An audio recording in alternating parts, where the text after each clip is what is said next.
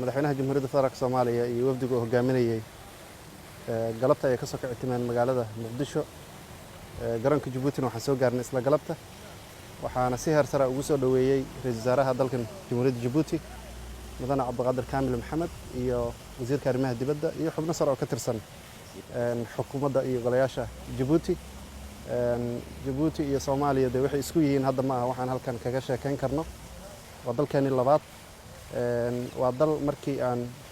tabarta iyo taagta iyo talada haynay aan xoog badan gelinay waa dal markii aan liidanay aad noo soo garab qabtay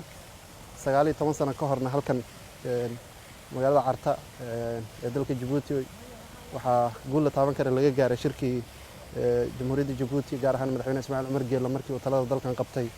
oo uu ku baaqay in Soomaaliya dawlad loo dhiso marka mustafarkan waxaa diiradda lagu saari doonaa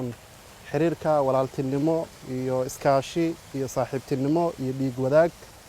iyo hiilka joogtada ee walaalaha Djibouti ay noo muujiyaan sanadihii u dambeeyay inaan sii dardargelino sii xoojino inta ugu muhiimsan madaxweynuhuna madaxweyne Farmaajo wuxuu berri wada hadallo dhinacyo badan taabanaya la yeelan doonaa madaxweyne Ismaaciil Umar Geelle muhiimadda ay noo leedahay inaan Djibouti imaano inaan ku soo noqono waa dal walaal ah waa dal hiil ah haddana lafdhabar u ah amniga Soomaaliya oo Djibouti waxay ka tirsan tahay ciidamada nabad ilaalinta ee AMISOM